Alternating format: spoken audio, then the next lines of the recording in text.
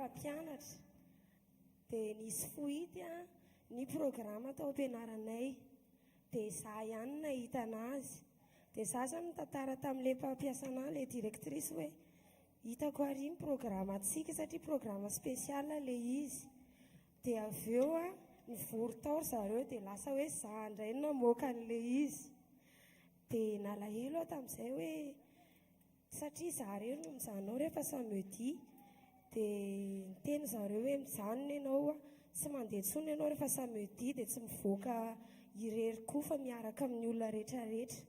Bon, nalahelo moa izaho tamin'izay dia tena nalahelo dia nitomany mihitsiny dia avy eo nampatsiahy anahy Jesosy hoe ianao ange manasana foana rehefa samedi rehefa ilay miditra ao anatin'ilay sala zany dia manasana Jesosy hoe izaho rery ny ato Jesosy dia hitanao ny ataoko ato dia mandroso miaraka aminahy mamakivaky ny tontolon'andro ao amin'ilay toerana ngezabe zany dia avy eo efa niomakomana zany za satria efa nisy sisondresaka hoe miala amin'ny asako dia oroany zareo dia ozy aho hoe tady asa vaovao indray zany dia nefa nangataka tamin'i Jesosy foana ny teny foana hoe omeo asa vaovao za Jesosy rehefa tsy mety aminah ty asako ty dia avy eo tonga ny fin d'année scolaire zany dia za zany efa niomakomana hoe za zany ho voaroky hoe tapitra hatreo contratko tsy renouvelé tsony contratko dia nefany rehefa nivory zahay administratif sy ny pédagogique rehetrarehetra dia taitra be natson'ilay madama teny aloha hoe félicité tsika ozy izy maîtresse fa génération ny tsara indrindra tamin'ny génération noentina tato amin'ny ilay toerana dia avy eo izy ny teny hoe renouvelé ozy izy ny contrat anao dia atao dia nidemande pardon anah zareo tena ho an'Andriamanitra rery ny voninahitra. Atsika tehaka mafiavan'i Jesosy témoignage faharoa mandroso tompo mandroso pasteur. Alleluia. Voninahitra n'Andriamanitra rery ihany afaka mijoro vavolombelona. Raha ijoro zavatra ijoroko vavolombelona ty zavatra tamin'ny za efa pasteur tato amin'ny hvkl-mission fa mbola tsy taty Antananarivo fa talohan'izao fotoana izao fa teneniko anareo mamaly vavaka Jesosy. Amen. Natehaka antsika ho an'i Jesosy. Mahapasteur anahy zany dia misy olona mpiara-manohy be dia be mifamezivezy dia nisy zay ramatoa zay mafana fo dia manana olana tamin'ny tokantrano io ramatoa io saraka tamin'ny vadiny dia nanatona tamiko izy efa nanisy zavatra be dia be ndalo zany dia hoe za pasteur manana tomobile anankiroa izy dia amin'ny mahavehivavy anao izy tsy haiko ny dia midirigeny io fa amidy izy ny tomobile anankiroa io dia tamin'izany mbola voavoaka reny sprinter CD ireny fa manino pasteur iara-iasa tsika isanao izy dia vidanina sprinter izy ny tomobile io dia tadiavantsika vola ozy izy dia soratany amin'ny anaranao izy zany ve ho aso dia mba tena zany ozy satria za tsy mahay ozy satria za vehivavy manano tena tsy hitako izay amelomako ny ankonako dia mety anaovana as'Andriamanitra ve mety ozy izy mety anaovana croisade dia faly tsika zany hoe misy tomobile fanaovana as'Andriamanitra dia orana anesika ana fanamasina antany hevitra Jesosy dia nanatona amin'ny pasteur papa zany tamin'izay taona izay kaikaiky ny krismasy ohatr'izao izy dia mba hoeto ambavako fa misy zany teo ty manao hoe aveloha zany pasteur dia ianao moa tonga dia ohatrany hoe somary maha-olombelona somary latsakely fa mampitoto Jesosy ny tena zany misy dikany dia niantso ilay olona andodina 23 décembre dia naririrako teny foana vevatona ilay vola pasteur tonga 28 décembre niantso ilay olona nanatona misy ilay olona hoe ato ilay vola fa izy aka ilay vola naririrako foana tonga 4 janvier tsy hafa nialatsony dia niteny manao hoe tena retina ambavako izy riseo fa tsy possible ali satria hoe tsy mety dia taitra be satria tezitra izy tamin'izay fotoana izay hoe izy tompom-bola indray ny tezitra anyme zanantavola dia teo no anomboka somary taitra kely zany dia tanao zay namaliko azy hoe tanao so dia mba zaho tsy madoky hoe alaiko ny volanao vidianako tomobile dia ilay tomobile misoratra aminarako dia mitsoka aho rehefa amin'izay fa mety zay angambany fa tombotsoanao ilay satria volanao tsy very dia teo moa dia nilamindamina teny dia mitoy ihany ny fifakazahoana zany dia na afaka volana vitsivitsy misy taratasiny avy any amin'ny any dia vakiko ilay izy dia resaka hoe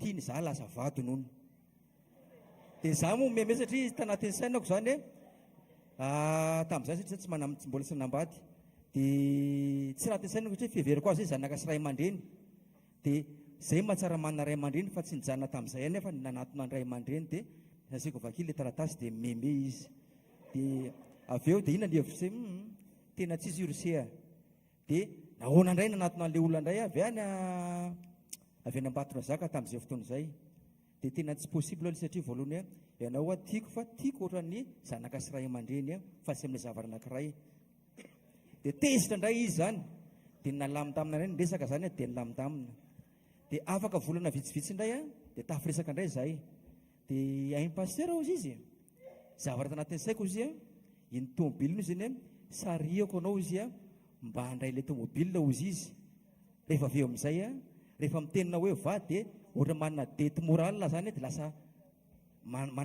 mampakatra azy zany avy eo miala anao amin'ny hvkl-mission izy dia manangana asa fanompoana anankiray tsika ozy izy zany avy eo ary izay mahatonga an'i Jesosy tsy anaika le izy fa miazavaran'Andriamanitra teka tsika ho an'i Jesosy. Mbola tsy vita teo le resaka mbola nyto le resaka afaka volana vitsivitsy indray dia nesaka indray zahay pastera voninahitra ho an'i Jesosy fa za tsy manompo an'i Jesosy tsony ozy izy taitra be ary avy amin'izay tsy manompo an'i Jesosy fa ahoana ho za ozy lasa manompo an'i Esoa tsy haiko le Esoa le ihany fa zay le nazy loha zany sao dia hoe heverino mikitika le Esoa zay mino any fa le Esoa ndresako fa ahoana ho tanao ozy izy le tena izy dia Esoa ny tena izy ny teny maninona mizy nazavany be dia be teny jiosy zany fa le ino hoe tena Andriamanitra dia andriana dia manitra fa le Jesosy Andriamanitra maimbo izy izy io razambaza te zavatra be dia be dia hitanao ala izy ny ao tsy fatara na Esoa na Jesosy na Jésus na Jesosy na inona fa zao le Andriamanitra tiantsika le Andriamanitra tonga nofo le nitondra fahotana zao tontolo zao le Andriamanitra mato antsika le Andriamanitra tokona le tsy niresy fahafatesanao le tsagna tamin'ny maty le velona manak'izay zay ny topoko fa Jesosy fandraisako anazy fa mety anao mety Esoa tsy izy zany dia tezitra be zany dia ravina teo foana ndresaka dia averimberina amiko foana farany teniko tamin'ny manao hitanao zao tazomy ny Esoanao raha zay mitononao makany an-danitra tazomy izy hatramin'ny farany fa engany mba hatonga any an-danitra anao fa ny anao Jesosy dia zay ny tahiriziko manam-pahatonga ny fialako amin'ny tany ity makany an-danitra io tsy izy pastera makatsy makaroa dia teniko tamin'ny manao hoe zao raha mbola tianao itony fihavanantsika ajanony zay resaka fivavahana zay fa zavatra hafa amin'ny fotoana anankiray ny tenenao amiko sy zavatra zay dia miantsy ady amiko anao dia nanomboka teo dia tsy izy tsony ny kontakta anay dia tena misaoran'i Jesosy fa fanahy masina mitarika antsika ireo olona misaorana fa rehefa zaka hoentinao mbavaka tsy maintsy mivaly io mety tsy fanaraka ny sainao izy fa marina le izy fa zao tena azoko mahazo an'ireny trondro ireny tsisy fanahy masina izy ireny tsy misy Jesosy izy ireny fa atsika manana fanahy masina manana Jesosy dia mamerina voninahitr'Andriamanitra tamin'ireny ireo olona fa mbola mety misy zavatra zany aza mahay zavatra tamazy fa endrika tomobila le izy ka anasaraka ana amin'ny Jesosy ho an'i Jesosy mivoninahitra.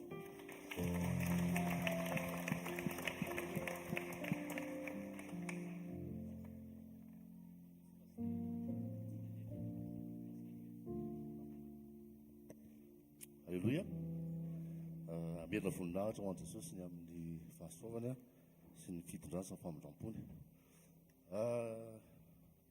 Nitsoka volombelona ito situation efa tany amin'ny ataontsika hoe 10 ans passé mahery ary nanokatra activité zay zahay dia natao daholo ny investissement ray manontolo dia tafatranga ny trano vita ny voazo daholo ny fitaovana ampiasaina sy ny rehetrarehetra dia eo amin'ny situation farany zany dia tonga ny olona akaika mitena hoe aloha ataonay ny ohatr' zao dia efa fantatry mitena efa fantatry ry zareo hoe tena hoe tsy manao zavatra afa-tsy ho an'Andriamanitra dia tao anatin'le izy zany rehefa vita le zavatra fandraisana zareo anjara ohatra hoe vavahady zany sisany nataony ohatra zay dia niraisiny tampoka tanteraka le activité ray manontolo tena niraisina zareo atahana le activité ray manontolo dia tena zavatra mifanohatra amin'le sitrapon'Andriamanitra no nandeha tao tena zavatra mifanohatra tanteraka tamin'izay zavatra napetraka Andriamanitra taty anatinay no nandeha tao dia tena mivoto ny foko tena tezitra tena nalahelo tsy haiko nandritsy ny ataoko hoe tsy haiko hoe firy taona efa nandeha aman-taona dia taritin'i Jesosy hoe tsy maintsy mamindra fo ianao tena eritserety hoe fandaniana rehetrarehetra nanangana ny trano sy ny zavatra rehetrarehetra nolaniana zay daholo fa zany taritin'i Jesosy hoe amindra fo zany taritin'i Jesosy hoe hifonany amin'ny zareo satria tena naloto tao anatiko tena fantatry ny tompo le izy dia tena Jesosy tsy vitako zany io moa zany ianao le miteny Jesosy zangenina na ohatr' zao tonga dia tena hoe miverina ao anaty daholo zany rehetrarehetra zany zangeny ohatr' zao efa zao ngeny no mifanarahany dia efa tonga amin'ny fotoana dia tsy maintsy efa tonga moa zany fotoana hoe resy lahatra ianao hoe tena rehefa miasa ny fanahymasina dia resy lahatra ianao hoe tena hoe voninahitra ao Jesosy a mifanekenanao a dia andeha azy a dia tonga tao anatin'ilay fotoana zany tena fona e tena fona tamin'izany dia tsara ozy izy rehefa mahatsapa tena diso na ino azany reto hoe tena rena zay reto hoe efa tena zavy ny diso e fa tena tao anatin'izy izy nefa rehefa tena hoe mivaliana moramora izy fa tsy tonga zay zany tsy tonga dia namana hoe fa zany tsy diso na tena hoe tena zay hoany andehananay mivady hoe tena hifona aminareo fa diso zay a sady nalotofota aminareo dia ataontsika hoe vity zay zavatra zay atao hoe un mois taoriana zay miverina taminay ny fitatahana an'ilay zavatra dia isaorana ny tompo fa amin'ny herinandro ambony io zany tena hoe reprendre amin'ilay activité vao tena hoe miverina tany zay vao tena hoe ho tonga amin'ilay ino moa amin'ilay projet initial atao hoe ny andro saiko hoe 15 ans passé zany zay vao tonga aty amin'ilay izy dia amin'ny herinandro vao tena hoe afaka mireprendre arak'ilay zavatra ny eritseretana voninahitra ho an'Andriamanitra rery any. Alleloia. Ndao tsika hitsangana dia ndao tsika merina ny voninahitra any amin'i Jesosy. Alleloia. Mino ahako fa misy ifandraisany amin'ny fiainanao daholo reny témoignage reny. Misy karazany zavatra ohatrohatran'izany eo amin'ny fiainanao. Indraindray ianao mety hoe voaendrikendrika fa tsy avelan'Andriamanitra ianao manamary tena. Ane? Le communion androany ange io atongavanao eto isaky ny sabotsy io ange mamaly io e. Mety androany io ny ohatrany hoe zao ve ny fiainako fa miteny aminao ny rahan'i Jesosy mikoriana ao anatinao. Nofon'i Jesosy mivelona eo amin'ny nofonao. Amen. Dia le témoignage faharoa hoe ina le témoignage faharoa teo? Ay pasteur Frank. Le témoignage faharoa Andriamanitra mahalala ny farany hatramin'ny voalohany. Aleon'Andriamanitra ianao tafahombona aminy toy izay feno zavatra be da be nefa tafasaraka amin'Andriamanitra. Dia le décision mety hoe mampangay mangayany nofinao satria tsy mahazo fiara. Mety hoe valim-bavaka pasteur Frank zany hoe meo fiara Jesosy anovako croisade fa hozy izy Jesosy mety ho avy ihany le fiara fa mbola tsiny aloha. Alleloia. Atreo aloha dia ianao eo mety malahelo Jesosy iny mihitsy le valim-bavaka. Mety hoe mivavaka izao pasteur Frank la veille an'iny ny apitso maraina tonga le ramatoa hoe misy vola hividianantsika CDI fa CDI ampisaraka anao amin'ny tompo. Aleon'i Jesosy ianao tafahombona amin'i Jesosy fa raha izay CDI omeny Jesosy foana zany rehefa tsara fiombonana aminy ianao. Amen. Témoignage fahatelo ampianaran'i Jesosy tsika anolana tsy le manolana viole fa le fiazana mihitsy ny toepo na tsy diso ary ianao dia mangataka famelana amin'ny olona nanao tsy mety taminao. Raha amin'izao tontolo izao zany tena ohatrany hoe adalàna tena vendrana mihitsy ianao ve mitapy fa eo amin'i Jesosy sao dia mbola misy ambom-potisy toerana zay nefany ao anaty communion ihany ny azahoana an'izay toepo izay. Dia ndao tsika hisaotra an'i Jesosy amerina ny voninahitra rehetra any amin'i Jesosy fa izy no antony izany izy no manefy izy no mibitsika izy no mahafantatra amin'ny farany hatramin'ny voalohany ary Kristy ny fahamarinantsika tsirairay avy. Jesosy Kristy avy Nazareto misaotra anao zay ndreto izay tena miankohoka aminao. Misaotra Jesosy fa ianao manamarina anay tsy avelanao akory zay hiady ho an'ny tenanay tsy avelanao zay hanamary tena tsy avelanao zay tafalatsaka ao anatin'ny fanamarina tena fa ampianarinao zay mangina ampianarinao zay na dia tsy manana adisoana ary dia mandeha mifolana amin'ny olona izay nanao tsy mety taminay. Jesosy tianay zany toepo zany satria ao anatin'izany ianao mahazo aina.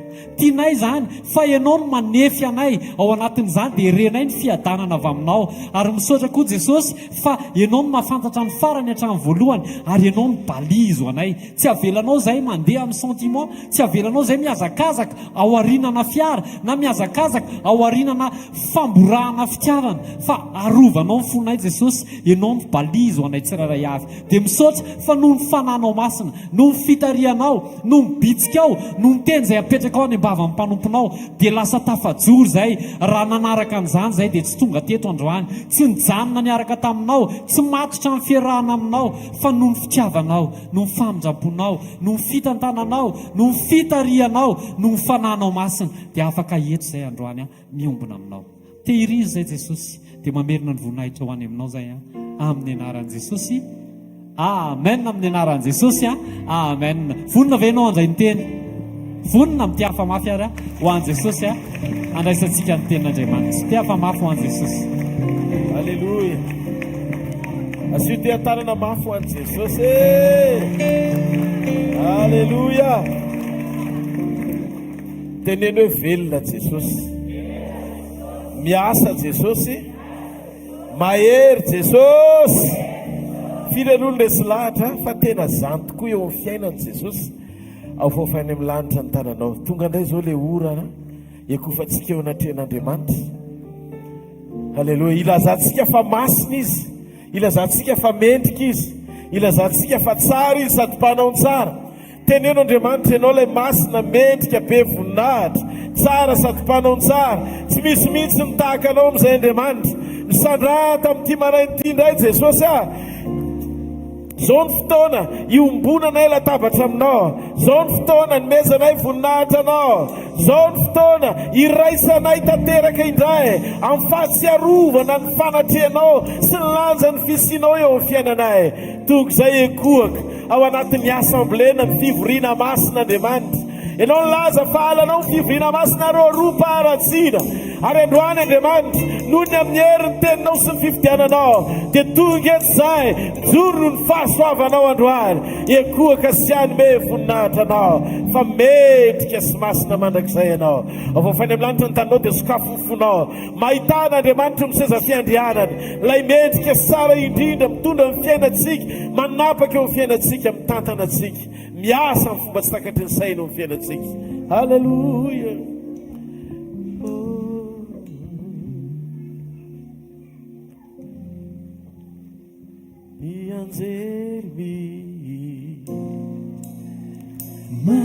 Masina ni voarmi,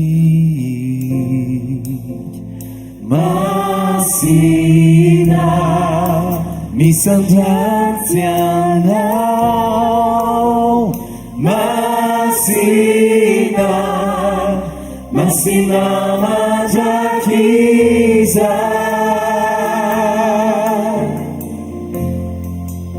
Eno ny olona mira ho any mpanjaka, masina misandratsy anao, masina masina mandrakiza.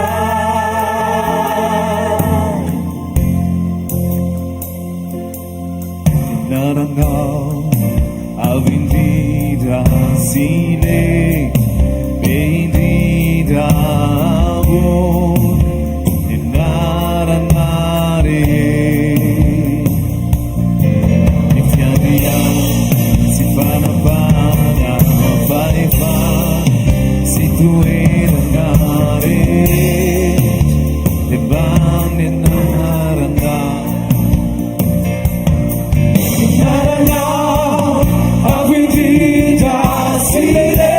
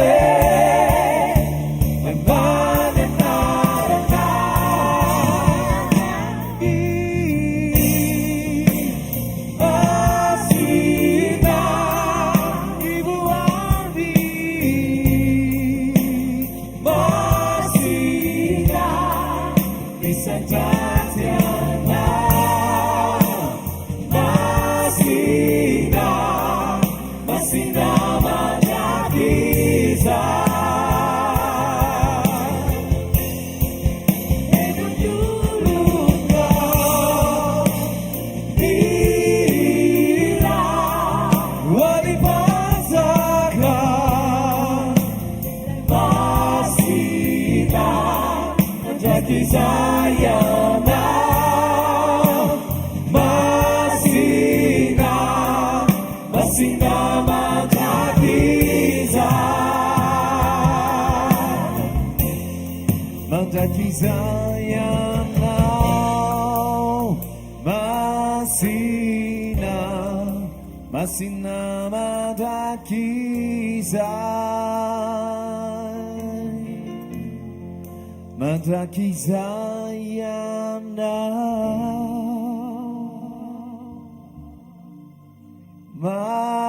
masina masina mandrakiza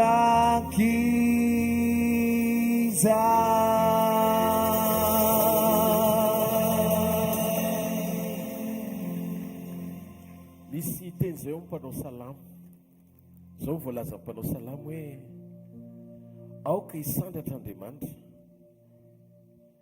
dia aoka zay makahala ny tavany andositra azy mandrakizay fa eo mifanatrehan'Andriamanitra rehefa mirehitra ny afo ny fanatrehany dia tsy mila hoentina mambavaka ny olana sy zay vesatra rehetra fa rehefa matanjaka be eo amin'ny fiainantsika ny fanatrehan'Andriamanitra dia tahaka ny fiepony savika eo anoloan'ny afo ny fitsoniky ny ratsy fanahy eo anatrehan'Andriamanitra. Ny mpanao salamo dia milaza fa eo amin'ny fanatrehan'Andriamanitra misy fahavokisam-pifaliana ary eo ny toetra ny fahafinaretana mandrakizay. Matoa nitarika anao tongeto Andriamanitra androany maraina, zavatra anankiray ny azoko antoka mitondra anao eto izy mba hisitraka ny fahatsarany rehetra. Dia ndao ny antsika isainy tonga tetina rary ianao hipitia ny fahatsarany fahasalamany ianao androany maraina. Raha tonga teto miaraka mivesatra ianao hipitia ny fahatsarany fiadanana ianao androany maraina. Ary raha tonga teto miaraka amin'ny olana ianao ohatry mitanondrika sy mavesatra be zany, zavatra azoko antoka dia izao fahavokisam-pifaliana ny eo amin'ny fanatrehan'Andriamanitra. Ndao ity tanana mafy eo amin'ny mpanjaka ny mpanjaka. Halleluja! Mendrika azy ny fiderana mandrakizay sy ny fitsahoana fa izy no izy hatretraika ao mandrakizay. Amen. Mahazo toerana ary andrositsika amin'ny teny fiainana indray. Zavatra roa nandran'Andriamanitra ny teniny, nandefa ny teniny Andriamanitra anadio sy hamasina antsika. Efesaina 5:7-20 zay nitoroteny teto omaly. Dia ny anankiray koa nandefa ny teniny Andriamanitra mba hasitrana sy hanafaka antsika amin'ny longo rehetra zay nianjerahantsika. Halleluja! Dika zany fa double taky ny fiasan'ny teny, mamboatra ao anaty sy mikarakara ny ivelany. Hitanareo, feno fepetra-panehoana ny maha-Andriamanitra velona ny tenin'Andriamanitra, anova sy karakara ny fiainan'ireo zanak'Andriamanitra rehetra izay tonga eo fanatrehany. Baiboly dia milaza fa ny tenin'Andriamanitra dia milaza fa tsy niantso antsika foana zany Andriamanitra eo fanatrehany, fa matoa mitarika antsika izy. Jesosy ny teny tsisy afaka manantona raha tsy efa nitao mifanahany raiko, ny fanahany raiko izay ny an-danitra.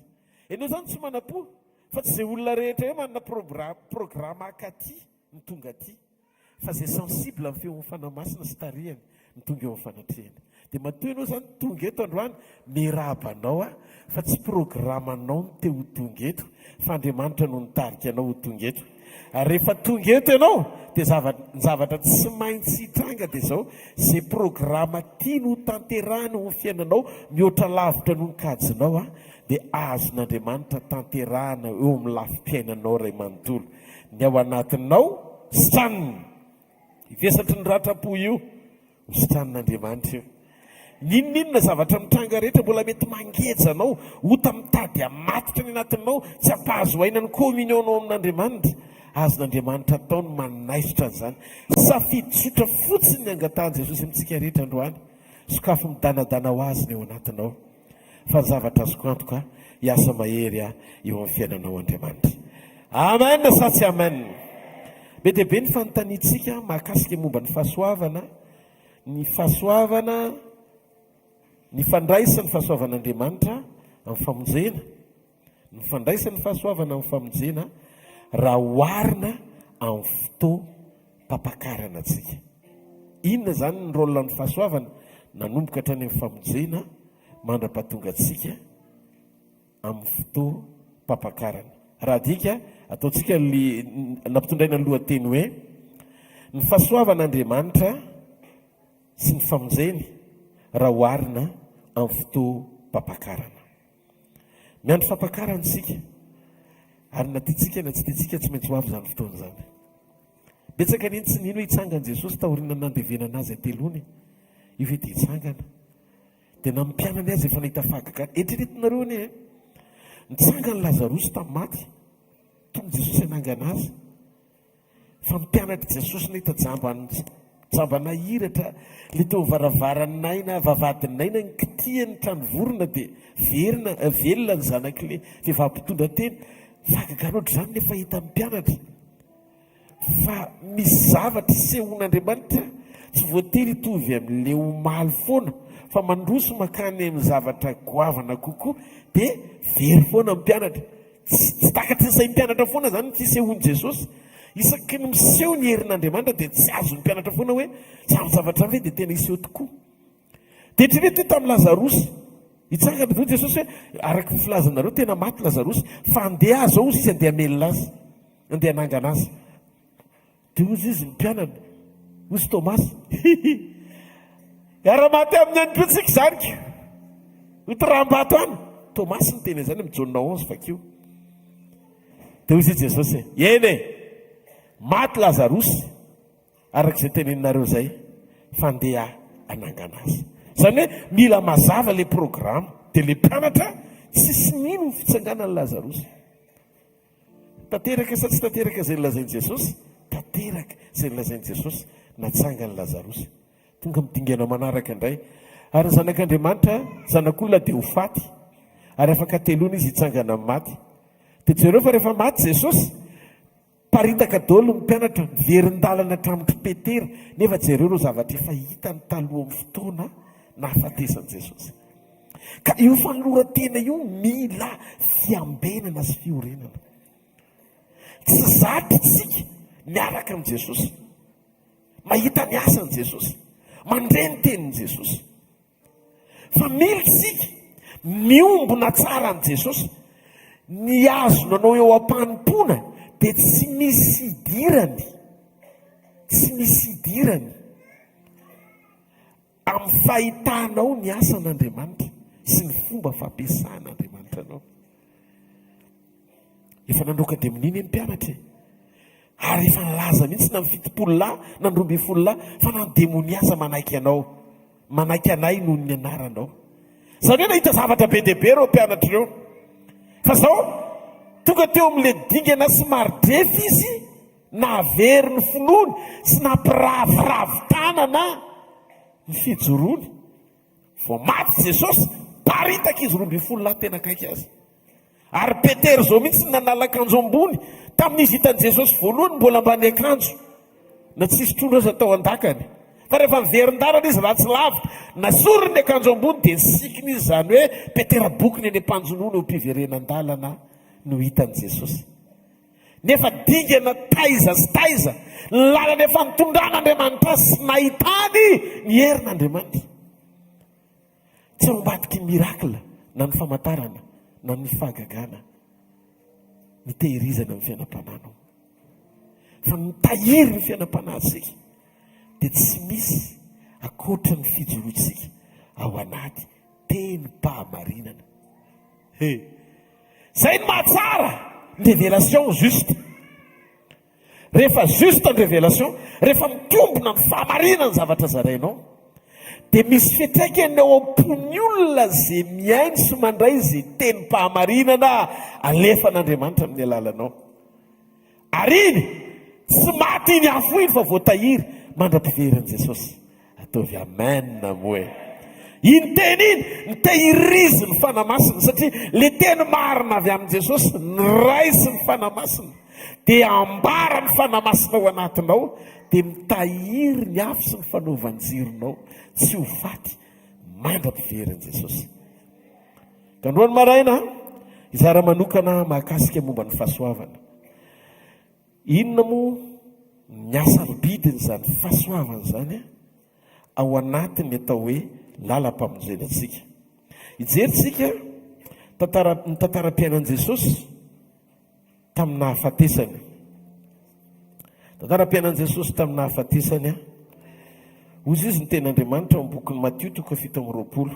Aleluia. 9:20 ka hatramin'ny 9:20. Ary Jesosy nitsangana teo anatrehan'ny gouvernoura, ary ny gouvernoura nanontany azy ka nanao hoe ianao va nipajakan'i Jiosy? Dia hoy Jesosy taminy voalazanao. Ary raha nampangainy lohan'ny mpisorona ambanin'ny olona izy dia tsy namaly akory. Dia hoy izy Pilato taminy, tsy renao va izany zavatra maro hampangany ianao zany? Fa tsy namaly azy Jesosy, na dia ndray mbava akory azy, ka dia gaga indrindra ny gouverneur.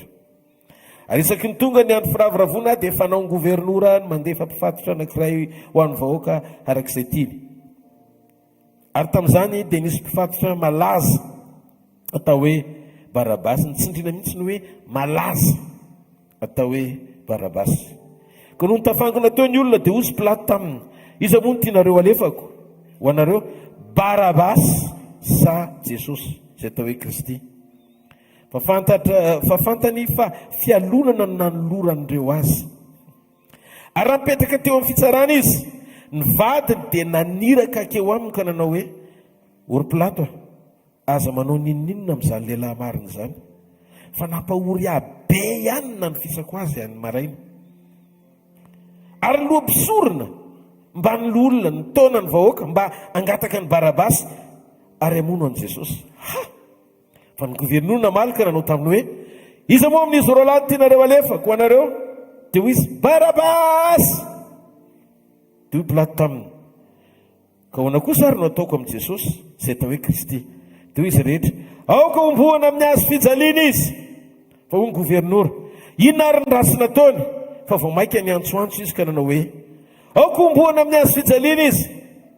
Ary raha hitan'ny Pilato fa tsy naleo ditra azy izy, fa vao maika nandroso ihany ary nitabataba, dia naka rano izy ka nanasa tanana teo anatreny vahoaka ary nanao hoe, afaka amin'ny rano ity lehilahy ity ao fa asa anareo.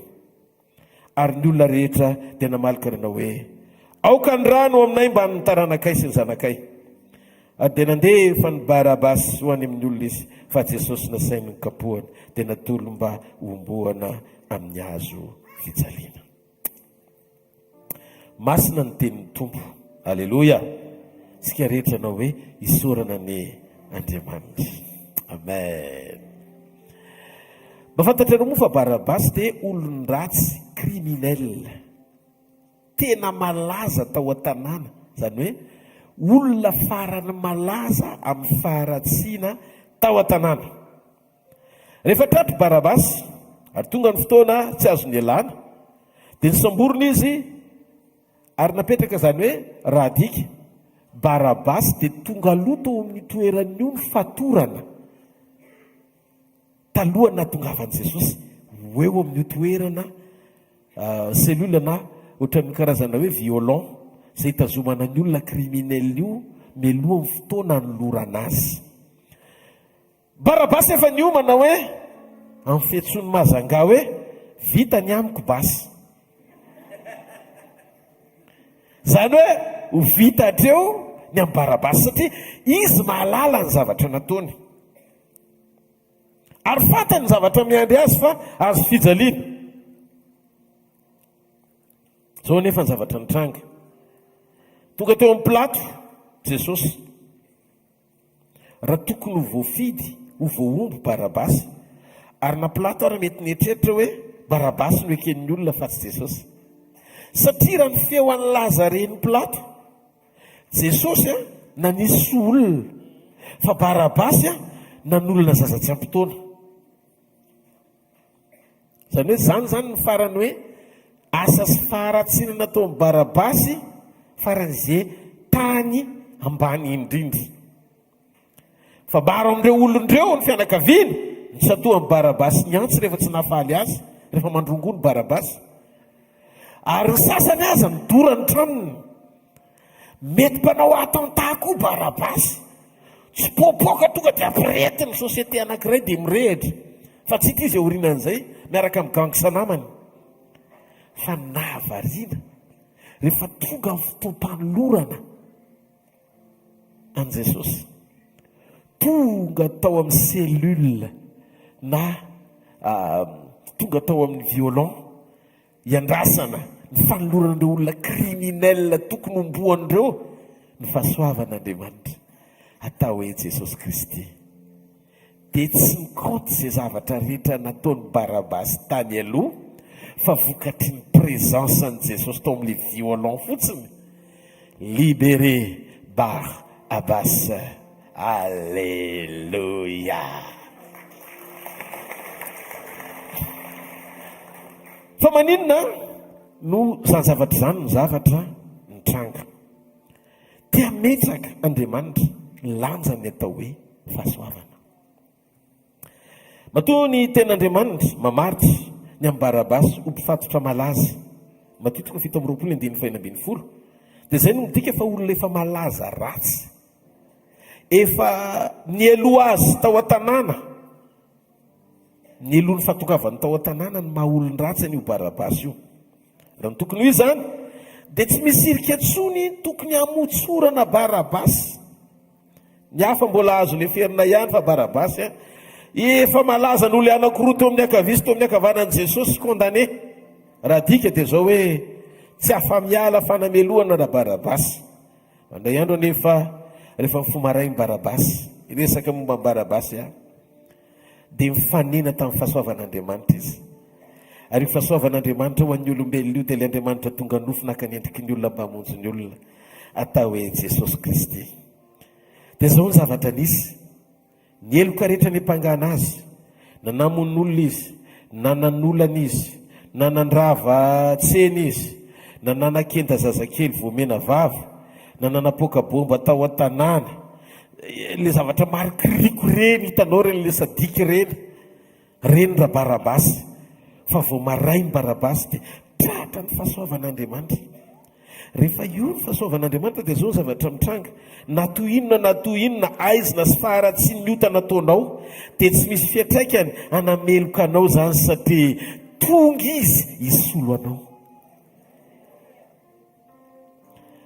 Zao tena pahiraty fanamasina mason'ny olona, alalandroany maraina, ny asarobidy sy alehibeany zany atao hoe fahasoavana ao amin'ny Kristy Jesosy zany ho an'ny olona. Androany amin'ny vavaka, fa ninona tsy famendrenana raha tsy vitanao rehetra tany amin'ny lasy noho ny fahasoavan'Andriamanitra, dia tonga izy androany maraina ao anaty fiombonana, andrava ny didim-panamelohana anao rehetra, ary sitrahanao ny fahatsarany amin'ny famondrapo ka nananao fanantenana amin'ity maraina ity. Fa tsy ratsy noho Barabasy akory ianao ka tsy vitan'i Jesosy ny hamonjy anao. Tsy ny nataonao na ny ratsy vitanao ny sakana tonga azy tsy afaka nadio anao androany maraina. Niverena fotsiny fa vonona ho anao ny rahan'i Jesosy, vonona ho anao ny fanoloran-tenan'i Jesosy, vonona ho anao ny fanovana avy amin'i Jesosy. Halleluja! Ny fahotana sy fahadisoana rehetra dia rava no fahasoavan'Andriamanitra. Ary Baiboly dia milaza ry havana. Ny ten'Andriamanitra dia manambara amin'ny Romana 7:1 fa tsy misy fanamelohana ao amin'ny Kristy Jesosy.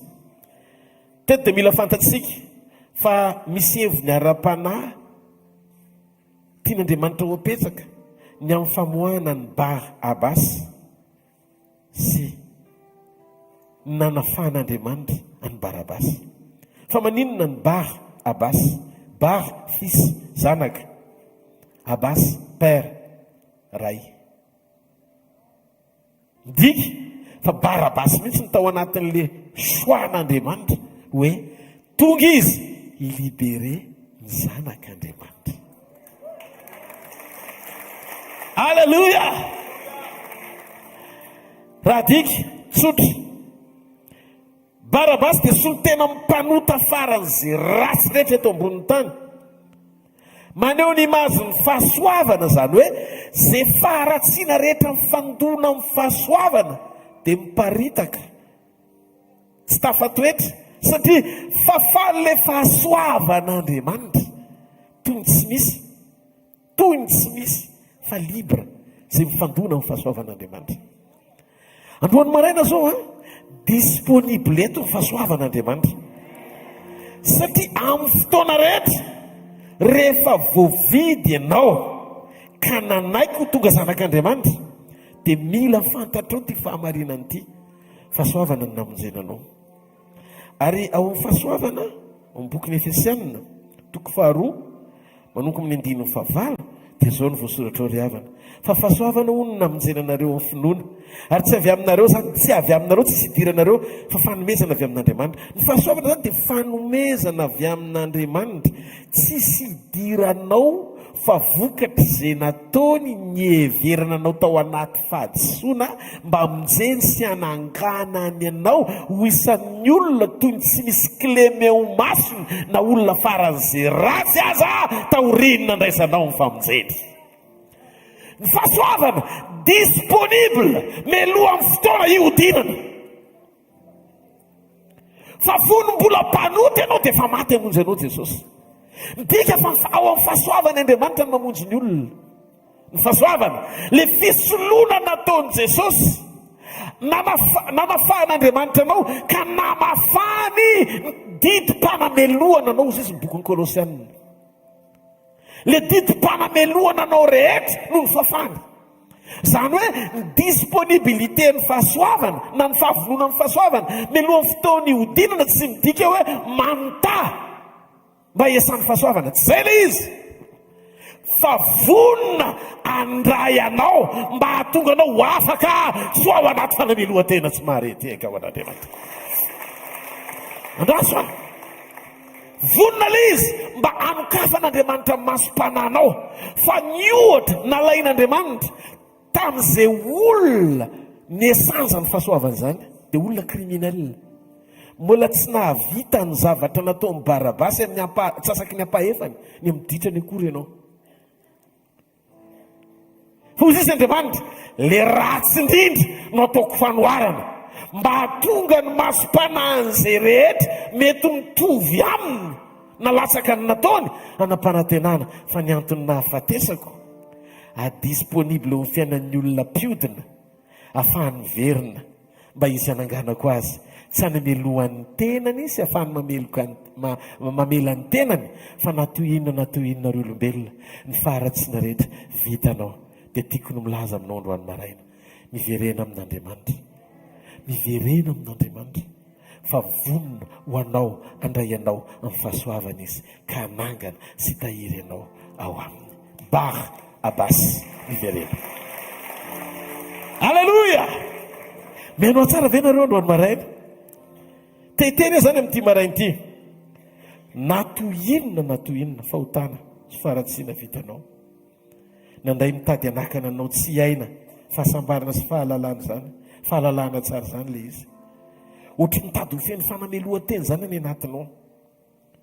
Za teteny aminao androany maraina, mety ratsy be ny lasanao tamin'ny zavatra efa vitanao. Eto tsisy olombelona anankiray mena fahefana hitsaranao. Satria na Jesosy Kristy izay tomponao azy sy namonjy anao milaza fa tsy tonga nameloka anao izy fa tonga hamonjy anao. Tsy tokony fanohatra amin'izany no afatra hoetikety aloha ity, satria izay mihitsy le fahamarinana ho ampon'Andriamanitra ho anao. Tianao anie Jesosy, tezara aminao fa tsy misy fahotana anankiray izay ka afatsy sy amono ny afo ny fitiavan'Andriamanitra anao. Vonona ho anao ny fahasoavany. Ary toka mbola isan'ny velona ianao dia mbola misy antenaina ho anao, aoko ho afaka ny amin'ny lasanao rehetra ianao. Ary ao ka napahatsapany lehibe ny fitiavany sy nanoloran'ny ainy ho anao mba hamonjy sy hananganao. Dia jereo anie ny fatra sy alehibe ny famelan-keloko Andriamanitra miasa. Hitany daholo ny lasanao tamin'izay niodinanao le tsisy nahita ireny. Raha eto zao tsika mamelatra écran ngeza be dia mandeha tsiraray eto anoloana dia ampahitana daholo ny zavatra efa vitanao tany aloha. Dia na ianao aza miteny hoe ok, rehefa torinao, satria ny natoran'ny olona tsara. Eo mivoaka ilay natora namoron'Andriamanitra ny olona hoe ianao io olona tsara. Dikan'izay ny tena vrai natoranao avy amin'Andriamanitra tsy mahazaka faharatsiana. Dia eo no ahitanao fa tsy ianao nanao an'izy matoa tsy tianao nanehoana an'ilay izy.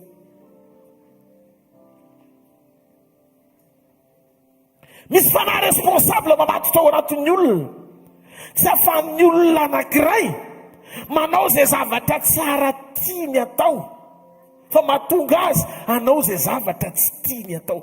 Zany le ady tao amin'ny apôtre Paul, dia ozy izy ny apôstôly Paul, tsy ny tsara zay sitrako ny vitako fo ny ratsy zay tsy sitrako no ataoko. Zany no manambara fa mbola mipetraka ato anatin'ny ity nofo ity ihany aho. Ny ady Paul mandra-pahatanteraka ny fanoloran-tenany niseho tamin'lendriky ny fahatsaraan'Andriamanitra na manana ny fahatsapana tao am-pony, fa tsy izy tsono velona fa Kristy velona ao anatiny. Ka ny fahasoavan'Andriamanitra na ny tokony ho izy, ny fahalalanao, ny fahamoram-panan'Andriamanitra dia mitonanao hibebaka ny objectif ny fahasoavana, hanovolona anaka ilay tena endrika Andriamanitra Kristy Jesosy avy amin'ny Nazareta. Satria Paul mitoro ny fahasoavana, Paul ny atikady ka ampy ny fahasoavan'Andriamanitra mela azy hatramin'ny farany, tena ampy tokoa, ampy tokoa. Fa tsy midika fa ny alehibe ny fahasoavana dia tonga azy ialota bebe kokoa. Tsy ho amin'ny tanjona ny tany ialofana ao ambany famirapo ny fahasoavana. Fa ny fahasoavana ny atikady Paul, ozy izy Paul tsy maintsy maty ato amin'ity nofo ty fa velona ao amin'ny Kristy. Tafavoaka Paul Galaty 22:20, Galatiana 2:20. Ozy izy Paul, ankehitriny natsapa fiovana izy.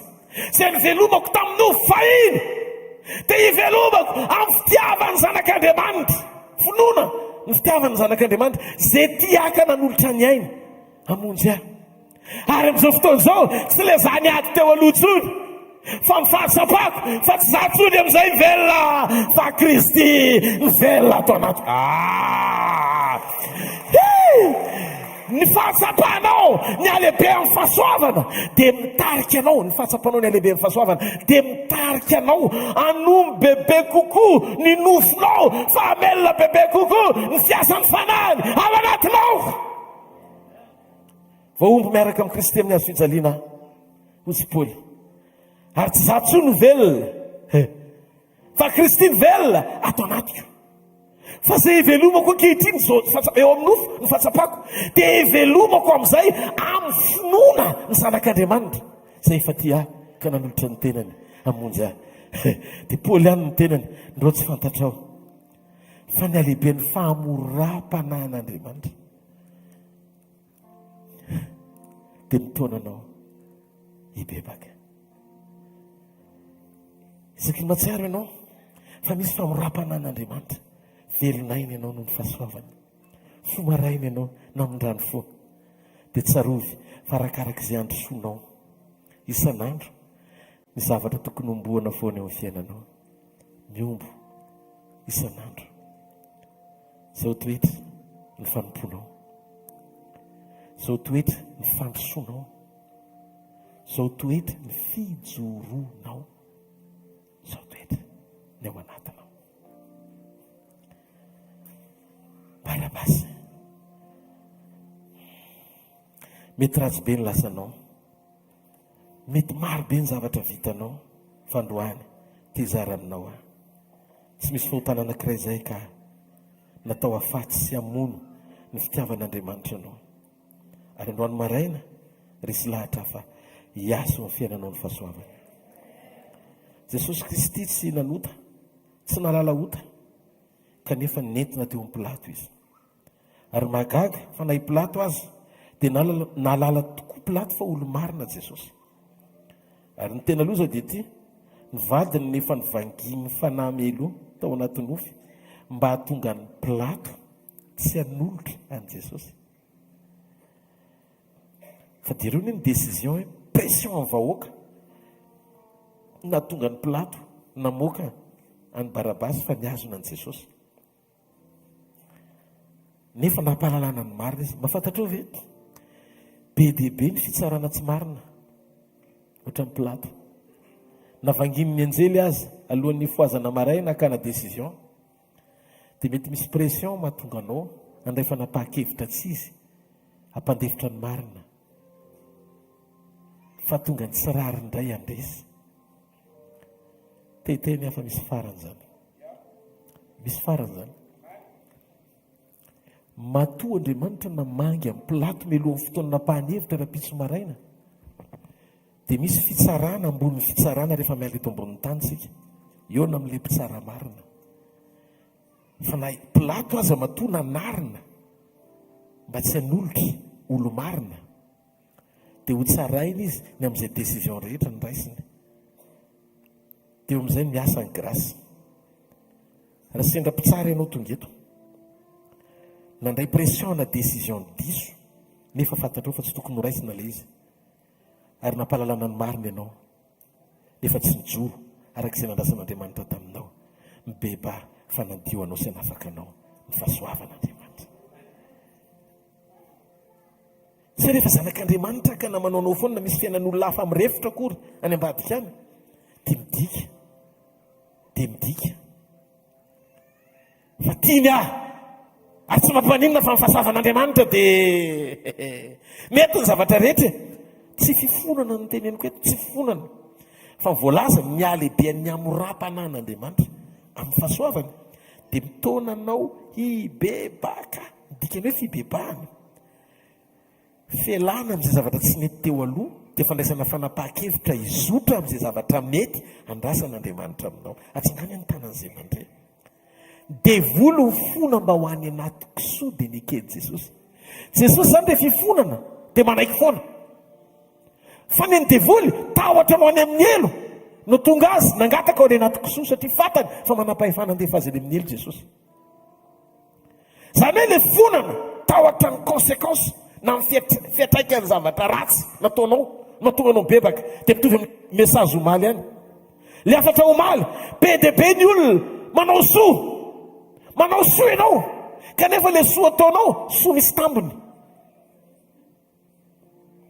Manampy ny kamboty ianao, ampiako ny kamboty, fa maninona nampianao ny kamboty? Fa rehefa manampy kamboty ozy izy ny baiboly dia manombotra avefa keny Andriamanitra.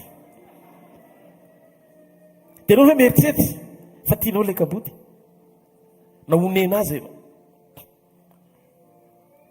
Ny fitiavana zavatra taonao tsy andrasanao retoro.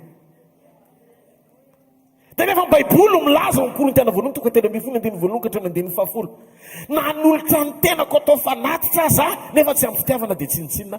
Dia jereo ny lanjan'ilay hoe ianao mihitsy nodorany ery, kanefa ianao efa kila kay tsy tapitiavana ilay izy dia valiny zero. Inona sarobidy amin'Andriamanitra? Andriamanitra niantso olona, niantso Rodolphe izy fa mifidy fo izy fa tsy olona. Fo ny fidian'Andriamanitra fa tsy olona. Zay mahatonga an'Andriamanitra rehefa nijery izy dia nahita hoe le fo tsy tany amin'ny Saoly natsona na samy mpanjaka azy, fa Davida no ny fidiny satria olona araka ny fo.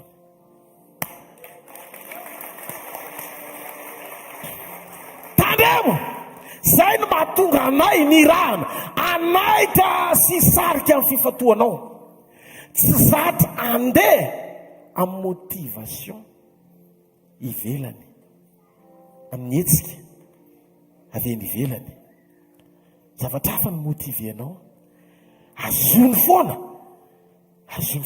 ao am-ponao. Ny hafa tsy firehetan'ny fitiavana.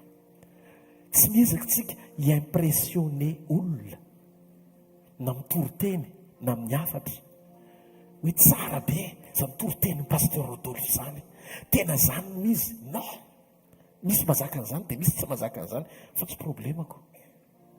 Ny rana hiteny zay zavatra tsy takatry ny saiko ary anambaran'izay fahamarinana asian'Andriamanitra zaraiko. Noho izany ampitenenin'Andriamanitra fahamarinana mba hanairana ny ao anatin'ny olona, alala hoe dans le cadre ny zavatra tena andrasan'Andriamanitra fotsiny ve ny zavatra iainany. Tandremo, fa misy fiafarany ny fahasoavan'Andriamanitra. Misy fotoana efa raha ny fahasoavana eo, amin'ny fotoana atapera amin'ny famindrapo. Araroty ny andro azo anaova-tsoa, araroty ny andro hiovana toe-po, araroty ny andro andinianao tena bebe kokoa mandeha amin'ny fitiavana avy aho. Andriamanitra kory tsy adaly zany. Pastera dia ahoana zany amin'ilay fitahidiny dia no tsara amin'izao ny farany zao, amin'ny andro farany angididy sofina ny olona amin'ny boky ny Timoty faharoa. Angididy sofina dikany hoe mangididy zany teny zany zao raha ohatra ka tena le manitsy be dia ahoana ndray eo ndray zao dia hodiliriny dia amin'ny fibebahany eo ndray, satria malaina ianao ny ala amin'ilay système. Misy système nefa nanazarana ny olona. Dia système io anairana ny olona anatena tany matetika badenina be atao tany fotsiny. Dia le fientany tany amin'ny fiangonana mivoaka n'ilay fivoriana tsy misy akory, tsisy fiovam-pona kely. Tena tsoroko ozy izy ny tanora hoe nankodiny azy. Fa mientanentana be no vita amin'ny fivoriana. Sara le toroteny tao le prophétie, le prophète, na le hoe le apôtre, na le hoe évangéliste, na le hoe docteur. Hafa mihitsy nga, hafa mihitsy mientanentana be fa tsisy fiovam-pona kely azy. Ary zay mafetsy ny Satana. Io le grâce révolution. Le grâce révolution tsy mijery ny fidona sy fiatraikany tsara ao ambadika ny fahamarinana ny fanoloran-tenan'i Jesosy fa te ho barabasy avoaka isan'andro.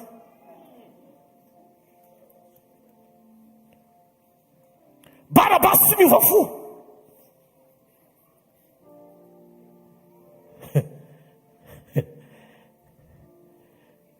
Andriamanitra naneo fantanjo ny fahasoavana dia ny tonga anao ho zanak'Andriamanitra. Avoaka zay le fanoharana ra-panahy ny amin'ny Barabasy. Avoaka nomeny mihitsy le fanoharana io le ratsy indrindra io, le malaza ny tsindrina mihitsy ny taty malaza. Misy olona sendra nanao ratsy dia tratra dia tsy dia misy maheno loatra izy tendra tafanao an'izao izy dia ndre mampalahelo izy. Zany dolo ny ataon'ny olona. Fa rehefa ny olona malaza zany dikany hoe malaza vao mandeha hoe tonga tsy ananao ny Barabasy, forotra ny ray tanàna satria Barabasy sy milalao aminao zany. Vao hitanao dia sabatra be ohatrany dia vita ny tonga dia mikope eo analakely ny tendany zanakao, tsisy makitika azy satria le mpiangangos izy. Fa iny mihitsy ny navoaka an' Jesosy. Dia raha mijery ianao an'izany an' Jesosy dia ahoana ary ny fony zany Jesosy zany? Dia mitodika fotsiny izy mijery ohatra izao dia jereny Barabasy mivoaka. Tsy namaly amin'ny Pilato mihitsy izy na kely azy. Nefa teny mba ava-pamaliny amin'ny Pilato mba misy PV. Namoaka avy eo an'izao izy hoe tia hono ny tena fahamarinana fa izy kosa tsy nanao an'izao. Ohatra dia ozy izy zareo nitsofina ny sifle voaka Jesosy. Hoe voaka amin'ny anaran'i Jesosy zany izy. Fa izy tsy miteny ndry zany ka toe-po nandray izy rehefa mijery ianao fatany daholo etaizy ianao tonga eto fatany firy taona talohan'ny androany taizany nisy ianao. Fa zao foanany ataony malalaka ianao lay tsy misy kilema. Zany ny fahasoavan'Andriamanitra. Mba fantatrao fa no fahasoavana ny ilaina ny fahajabany Isaka mba hitsodrano ny Jakoba mpamitaka. Fahasoavana zany. Jamba masin'Andriamanitra tsy mahita ny fahotan'ny olona noho izay nataony Jesosy amin'izay azy. Fahasoavana zany. Ianao raha mbola misy fofinaina eo ambavorinao, mbola tsy tapitra akory ny andro ny fahasoavana, raha mbola tsy naneny trompetraka verina mipapakatra. Araroty zay mahatonga ny Paoly miteny, zay mahatonga ny Jaona miteny, araroty ny andro azo anova tso. Samy manararotra daholo fa araroty amin'ny tsara ny fisin'ny fiainanao. Araroty amin'inona hoe? Araroty amin'inona? Amin'inona tsara? Izy aloha tena vonona ho ampakarina dia mahazo tsara zany zavatra zaraiko zany. Mahatonga ohatr'izao ny tanora azonao tsara le izy. Fantatrao amin'izay ny lanjan'ny fahasoavana, hiatrenao ny famonjena, indrindrindra raha hoarina amin'ny fotoam-pampakarana. Amen. Alleluia. Efa vangina ny vadin'ny Pilato. Zao nefa nanginy Jesosy satria tsy vita mission ny ranosokatra ny vavany. Misy fotoana koa Te-pianatra antsika Andriamanitra. Indraindray ny tsy mahatanteraka mission anao be vava loatra ianao. Misy zavatra indraindray mila anginana na fahamarinana azy. Mampianatra antsika zavatra be dehibe ny tenin'Andriamanitra. Tsika dia natao homeloka noho ny fahotantsika. Fa Jesosy Kristy tonga hamela antsika satria izay ny iraka na tongavany teto an-tany ho faty. Tsy izy ny tokony ho faty fa ianao ny tokony ho faty. Fa naka ny toeranao izy mba tonga antsika tsy homelohana noho ny finoantsika ny asa famonjena. I fonona ny asa famonjena io mitona antsika maninona? Bebaka. Maninona hoe? Zany hoe izay tokony hatra tamintsika no natao teo aminy. Izay ilay ifandraisantsika amin'ny fahasoavana. Izay no mahatonga Baiboly milaza fa ao aminy ny fahasoavana, ny fahafenoan'ny fahasoavana. Andraisantsika fahasoavana manampy fahasoavana. Jesosy tsy tonga ho an'ny hafa efa madio. Raha ianao zany miseho hoe olona masina be sy olona madio be, tsy ianao no natongavany. Fa ianao le tsy mendrika mihitsy. Mila mitafy ny fahamasinany. Dia amin'izay fotoana izay, fitondran-tenanao ho voninahiny fa tsy hoe voninahitra ao. Rehefa manomboka mandray voninahitra avy amin'izay fanoloran-tena tsara sy ezaka ao, ianao araka ny eritreretinao ezaka ao. Dia izao no ataonao voalohany indrindra, mampitany fiainanao amin'ny hafa ny ataonao eto ambony tany. Izay masina fa ry zareo maloto. Raha vao izay ny anatin'ny sainao, disqualifienao. Satria tsy ezaka ao ny tonga an'ilay izy fa noho ny nataon'ilay izy. Noho izany rehefa feno fanahy masina ianao dia maharikorikota ho azy. Be fitiavana fa tsy latsaka ao anaty falotona mihitsy. Satria misy protection matanjaka be arakaraka ny fahafenoan'ny hery sy ny fanahy miasa ao anatinao. Halleluja! Dia izany mahatonga ny olona voafatotra ao amin'io fo misaina hoe ohatran'ny tsy normal. Satria tsy zatra mandray fitiavana gratuit amin'ny fahafenoana noho ny fisian'i Jesosy ao anatin'ny olona. Tsy mampaninona. Omeo foana ilay izy fa hiaro anao ny fanahy masina. Tsy lavo izany ianao. Io hoe tsy ezakao. Tenenao kaikinao tsy ezakao zany. Fa izy ao anatinao. Ataovy amen. Halleluja. Nao jerentsika ny Luc 19:10 vetivety. Amen. Zao ny voasoratra ao. Fa tonga ny zanak'olona hitady sy hamonjy ny very. Fahasoavana zany. Natongavan'i Jesosy hitady sy hamonjy ny very. Ka raha ianao le mila famonjena fa very, ianao indrindra ny nahatongavany. Noho izany androany valio ny antsony amin'ny fahasoavana. Tsy noho isika fa miankina mitateraka tamin'izay nataonao antsika. Ary tsy nilaina ny fahasoavana raha tateraka ny olombelona, fa noho ny fahasoavana dia azo antenaina ny famonjena ho an'izay rehetra meloka mila ny famindram-pony sy fanafana avy aminy noho ny fitiavana. Satria efa tonga mihitsy izy ary efa tateraka izany azonao raisina androany maraina amin'ny anaran'i Jesosy. Raha ny tokony izy Barabasy miendriky ny ho faty mihitsy ianao. Ianao ne olon-dratsy professionnel matianina efa malaza. Tsy tokony avotsitra intsony zara raha azo Barabasy.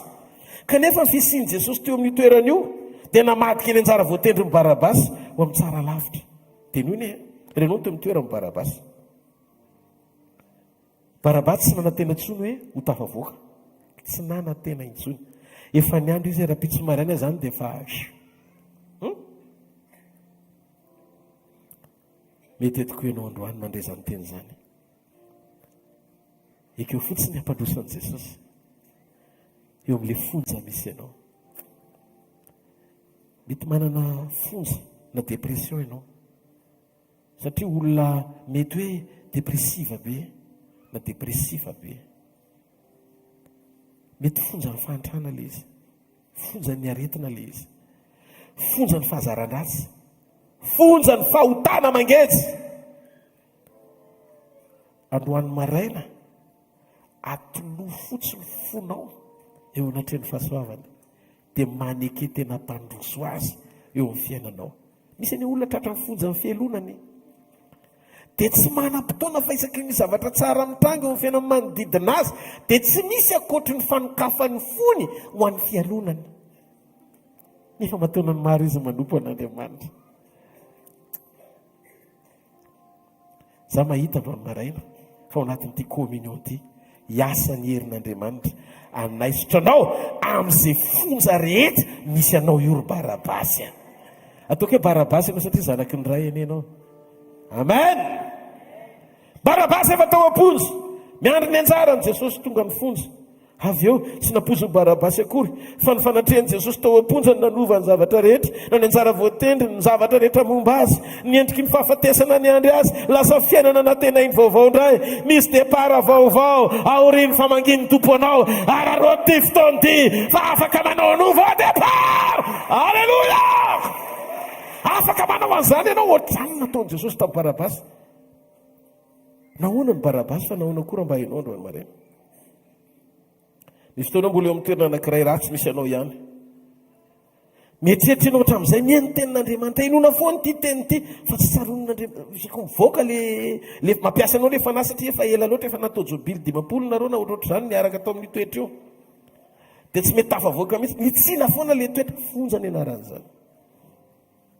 Ao am-ponja ianao.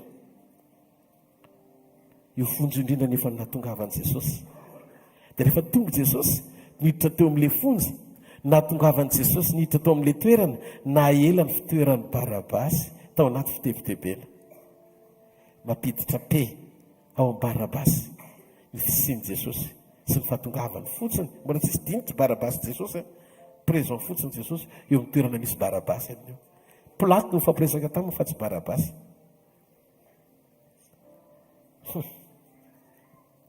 Ny Andriamanitra izay toriko aminao tsy Andriamanitra miandry anao tafavoaka, tsy Andriamanitra miandry anao tafavoaka, fa miditra eo amin'ny fonja misy anao, misolo toerana anao mba hamoaka anao.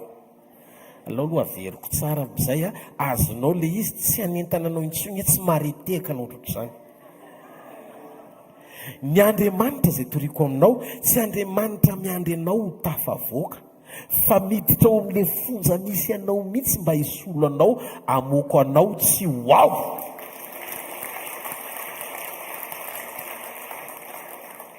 Andriamanitra tsy misalasala miditra ao fahavoazanao. Andriamanitra tsy misalasala misolo toerana amin'ny fahafatesanao.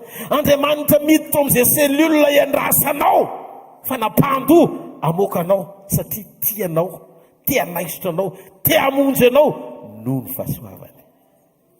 Androany aho mivavaka, mba ho voakasiky ny fitiavany fonao, ary ifandray amin'ny fahasoavany ao anatinao amin'ny anaran'i Jesosy.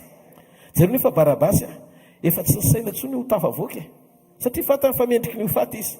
Fa rehefa tonga Jesosy dia votsitra izy, na tsy mendrika azy. Izany no atao hoe fahasoavana. Mahita anao amin'ny fifaranany titony Andriamanitra anomeanao an'ilay tsy mendrika io mihitsy, iseho manifeste ny hery fahasoavan'Andriamanitra, dia ho hitanao zany fahasoavana amonjeny ianao zany, fahasoavana amatsiny ianao zany, fahasoavana anasitranany ianao zany, fahasoavana anafahany ianao, fahasoavana amahany olana sy anovany ianao, ary amelany ny heliko rehetra atsapanao, fa ianao ilay tsy mendrika indray no horoany. Somary teka ao an'Andriamanitra. Ary aorianan'izay mahita stabilité spirituelle, ara-panahy maro toerana tsara, fihetsepo mety tsara, mandroso tsara amin'ny sitrapon'Andriamanitra. Voninety zany ho anao androany ao anaty communion satria velona Jesosy.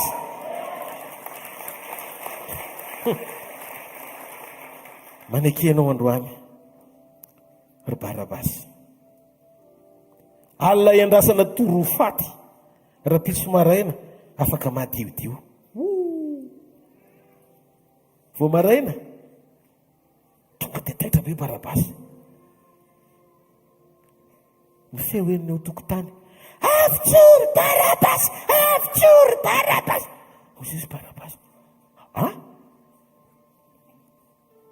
atao sery azonareo ve zany? Tsy apozy mihitsy mivoaka izy fo maraina, avitsory Barabasy. Toy izy hoe fa inona ny nataoko? Inona ny nataoko mahatonga ny olona miteny avitsory? Miantsoantso ny anarako ry zareo, za mieritreritra hoe omboy omboy, tambotambokeo, avitsory avitsory. Ny mpanapaka sy ny olona mieritreritra amin'izay hoe faty Jesosy, fa Andriamanitra misaina hoe avoaka Barabasy mba ho afaka amin'ny fanameloana. zany hoe tsy meloko Barabasy, tonga Jesosy anafaka babo. Midika fa tonga Jesosy anafaka ny olona tsy misy fanantenana intsony mba ho tonga fiainana azo antenaina indray. Ao anaty fety any dia tsy maintsy misy foana gadra afaka, satria manolotra anankiray ho afahan'Andriamanitra. Ary mino aho fianao izay olona izay satria fety androany maraina. Ataovy amen. Tampoka fitsory Barabasy fa omboy Jesosy. Diosy Barabasy hoe fa nahoana no mivadika ny tantara. Fantatro tsara ilay Jesosy fa tsy nanao ninina. Azany efa fantatro ny olona rehetra fa olona faran'izay ratsy. Ngamba mety mihevitra ianao hoe vitatreo ny amiko, fa androany Jesosy teteny hoe miverena fa tianao. Anio hanafaka anao, anio hanangananao, ary anio no tenenako aminao fa ampy ho anao ny fahasoavako.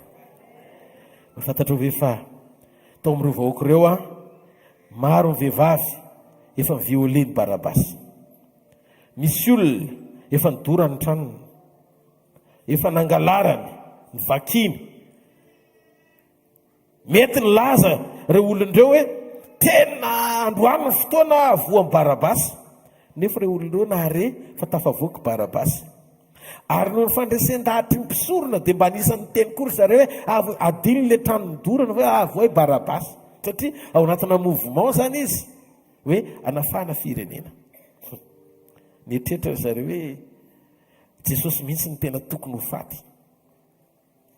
Ny fahasoavana dia mahatonga ny mason'ny mpitsara hikatona, ny mason'ny mpandringana hita ny fahavelomanao Barabasy. Mariny nefa niandry Barabasy ombohana. Fa rehefa tonga Jesosy niova ny tantaran'ny Barabasy, tsy ilay fanombohana sy fandringanana no heverina fa hiandry amin'ny fiainany, fa ilay fanafahana noho ny nataon'i Jesosy. Fahasoavana namonjenanao. Atsangano hoe ny tanan'izay mandre hoe azonao tsara ny zavatra zarainy. Misy miverimberina kely fa tsy maninona, masoa ny teny averina mba hampiditra azy tsara. Mason'Andriamanitra koa lasa mikatona noho ny fahotan'ny olona Barabasy, izany natao hoe fahasoavana. Ka ny rehetra dia manao sy mandray fiadanana daholo ary famelan-kely ka sy fanasitrana noho ny fahasoavana. Azo ny fahasoavan'Andriamanitra omeny zany. Zany mahatonga ireny olona vao tonga any amin'ny kroazady ireny, olona tsy nahafantatry n'Andriamanitra fa sendra nandalo tonga dia nampandrenesi ny sofiny tratra ny fahasoavana. Tsisy dinika, tsisy nininina. Fahasoavana. Ka ny fahasoavan'Andriamanitra miasa foana en permanence. Ary io raha tsy noho io fahasoavana io tsy mitokodona ohatr'izao ny olona. Fa jereo netany amin'ny testamenta taloha ny olona miforotra be mihitsy satria eo ambany lalàna. Fa no fisian'ny fahasoavana mahatonga ny olona gaboraraka amin'ny fanoloran-tena. Satria mietreritra hoe vokatry ny fahasoavana dia afaka manao izay tia satria mamindra fo Andriamanitra. No! Mitona no hibebaka ny fahasoavana. Ny fahasoavan'Andriamanitra no matoy izay ho antsika. Noho izany fitsoriny ao anatinao, andray ilay fahatsarana. Tsy mendrika ianao fa tianao hatsangana ho azy. Ataovy amen. Rehefa miasa amin'ny fahasoavana dia tsy misy devoly afaka ny ampanganao tsony. Rehefa miasa amin'ny fahasoavana dia tsy misy fiadiana voavorana amelezana anao ka ao ambininy zany. Ary tsoroka amintsika rehetra dia tadio tsara fa raha ianao no toy mitoeran'ny Barabasy, dia izao ny zavatra nataon'ny Barabasy, andeha hitady an'i Jesosy aho. Fahasoavana dia ilay Andriamanitra lehibe sy mihoatra ho anao amin'ny faharetana, amin'ny fiaretana, amin'ny fitiavana, maka ny toeranao. Tsisy idiranao zay fa izy no ny famindram-pony sy ny fitiavana ianao satria te hamonjy anao izy. Andriamanitra manomenao tomba mibidy ambony ny ainao mihoatra noho ny fiainany satria tiany ianao. Fafana hodiny tsy hita daholo ny faratsinao rehetra satria ilay namoronany ianao ny tiany ahitananao ho tahaka azy. Dia izay mahatonga ny antso ny filazantsara mampitodika anao ao anaty fiovam-po anahaka an'i Jesosy. Izay ilay teneniko momba amin'ny Paoly teo. Ataovy amen. Noho ny fahasoavana ny heretan'Andriamanitra anao hoe ety ny step misy anao androany. Dia ilay fahasoavana tsy miala aminao fa mitantana anao. Miakatra tanatohatra roa indray ianao, ety indray androany. Dia tsy haringan'Andriamanitra ianao raha mbola misy etaeta miova ao anatinao. Fa rakaraky ny androsonao no anamboarany ianao ny fahasoavany. Lasa maharitra amin'ny famindram-po izy noho ny fahasoavany sy noho izay efa nataon'i Jesosy ho anao. Ndao re, tsy ataontsika raraka tany ny lehibe ny fitiavany fa tiantsika loatra izy. Atsangany ny tanan'izay mandeha any. Barabasy izay ohatra anankiray izay. Fa raha tianareo dia mbola hotohizako ny ohatra faharoa. atsangany an-tana zay toisy pasterana hoe ajanona am'izay afa raha tena ajanona dia tena eny dia tapatsika totsika amin'ny herinay fa mbola maika ianao ohatra. Alleluia. Lioka toko fatelo amby roapolo vetivety. Lioka toko fatelo amby roapolo misy tantarana jiolahy zay dia ny favalo amby roapolo ka hatramin'ny andiny fatelo amby efapolo. Fa Jesosy nitodika ka nanao hoe ry zanaka vaviny Jerosalema aza mitomany ahy fa mitomany ny tenanareo sy ny zanakareo, zany hoe arakaraky ny androsoany fotoana miangatsika ny fitiavany maro. Dia izy taranaka zany any aoriana any amin'izay hoateraka reto vehivavy reto tena tsy vita satria maro any ny ray aman-dreny manomboka mijaly mahita ny taranany hoe miteraka izy fa tsy afaka hanana taranaka le zanany satria lasa PD na lesbienne. Maro ny ray aman-dreny mijaly satria manana tanjona tsara ho an'le taranany fa mihamafisy ny devoly ny fondry zareo. Fa indro avy ny andro zay lazan'ny olona hoe sambatra ny momba tena matoma manao an'izany ny ray aman-dreny niteraka sambatra ny momba sy ny kibo zay tsy niteraka nohony zay tsy nonjy azy dia laza mitendromboatra hoe menjeraha ty aminay ry avoana saroa zay te ho faty. Fa raha ataony amin'ny hazo maintso zany atao hoana amin'ny maina ary nisy olon-dratsy roa lahy eo amin'izay nentina zany hoe miresaka izy mikasika momba ny faharatsiny ny andro farany ary misy olon-dratsy roa lahy nentina hiaraka ho vonoina tamin'i Jesosy. Ary rehefa tonga teo amin'ny tany atao hoe ikaran-doha Jesosy dia taonina hamononan' Jesosy sy ireo olon-dratsy ireo, ny anankiray teo amin'ny ankavanana ary ny anankiray teo amin'ny ankaviany. Ary hoy Jesosy raika eo mamela ny elo ny fatsifantany izay ataony dia nanaovany loko ho fizarana ny fitafiana. Ary ny olona nijanona teo ka nijery ary ny olona komba nandatsa ka nanao hoe mamonjy ny sasany izy ko hovonjeny aoka hovonjeny ny tenany. Raha izy ny Kristin'Andriamanitra dia ilay ny fidina tokoa. Ary miaramila koa ny ome azy dia nakeo amiko anao hoe nanome azy vinaingitra sady nanao hoe raha ianao ny mpanjakan'i Jiosy vonjeo ny tenanao. Ary nisy soratra masina teo ambony natao hitino mpanjakan'i Jiosy. Ary anankiray tamin'ireo olon-dratsy nanantona teo dia ny teny ratsy an'i Jesosy ka nanao hoe teny ratsy Jehovah Kristy vonjeo ny tenanao sy izahay. Ka namaly kosa ilay anankiray ka nanao hoe nananatra mafy ny namany hoe moa ianao koa tsy mba matahotra n'Andriamanitra na dia zao samy voeloko izao azy. Ary marina ny amelohany antsika satria mandray ny valiny nataontsika sika ty lehilahy ty tsy mba nanao ninino zany tianao zavatra tsy mety zany mihitsy izy na dia kely akory azy fantatr' io jiolahy io hoe tsy nanota mihitsy Jesosy. Zay ny mahatsara ny jiolahy eo mpanaovana ny asa ratsy nefa manana révélation. Ary izy Jesosy io tsarovy ary rehefa any amin'ny fanjakana ho ianao dia ho Jesosy taminy lazaiko aminao marina tokoa anio ihany dia eo anamiko any paradisy ianao. Ary rehefa tokony tamin'ny ora fahina dia mahaizina ny tany rehetra ka nahatra hatramin'ny ora fahasivy zany. Eo ho fitiniko be le izy le lehilahy anankiray teo amin'ny ankavanany teo amin'ny ankaviany kizitina na efa ho faty azy ny fiovam-po tsy miankina amin'ny amafy ny zavatra iainana. Raha ny tokony izy tsy fotoana tokony fampiresaresahana zany tsony efa samy mangirifiry fa rehefa akizitinana na efa hiala jirenareo efa hiala raha fofona mbola ratsy toetra ihany. Ary io jiolahy io tsy mba manana révélation amin'izany atao hoe fiainana mandrakizay zany fa izy mila mesia motsitra anazy fotsiny eo ambony azy fijaliana sady tsisy fibebana rehefa mba afaka etany amba iovy. Vitan'i Jesosy nanafaka azy teo fa Jesosy fa izy tsy niandrandran'i Jesosy nanome lanja ny mandrakizay. Ny eo am-pon'Andriamanitra ianao manome lanja ny mandrakizay no ty tany lalovany ity.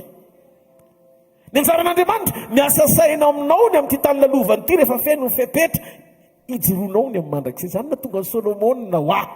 Solomona tsy nivavaka tena karena nanambola be nanan'izao rehetrarehetra izao tsy nivavaka amin'izany izy. Tsy nisarimotra tamin'izany izy. Me fahendrenako fahendrena aso olona aso ny vahoaka ny Israely. Fisy Andriamanitra satria tsy nangatanao ny elavelona ny voninahitra ny arena dia omeko anao zany dia hiteny ava rehefa feno ny fepetra ra-piombonana tsy mila mpanantenaina ho miliardery ianao fa Andriamanitra mpahita fitianao ary ampitobaka ny miliara tsy sarikotra ao am-ponao ka sanatria tsy halalana ianao satria niovafoany amin'ny ratsy indray ianao. Rehefa zao tontolo zao miazona anao dia very eny an-dalana ny fanoloran-tenanao afaka ianao amin'ny anaran'i Jesosy. afaka ho hainao ny anaran' Jesosy. Dia jereo niaraka tamin'ny fasiana le izy. Andriamanitra no misy fotoana mivavaka rehefa ela be dia Andriamanitra indray ny adivanao. Fa izay ena Andriamanitra valivavaka fa manina raha tsy valiana ho isiny. Satria nahoana mangidy ny ao am-ponao. Tereny filana dia maneran'Andriamanitra ao anaty vavaka masika. Le jiolahy eo amin'ny akaviany ianao zay. Le izy koa ny samy jiolahy daholo na ny jiosy na ny jentilisy. Samy miandro Mesia. Allô? Fa teto le jiolahy anankiray nafantatra hoe Mesia. Nizany Mesia zany bien informé, mahafantatra zavatra ihany izy momba Mesia. Misy Mesia hamonjy ny Israely ho afaka amin'ny Romanina.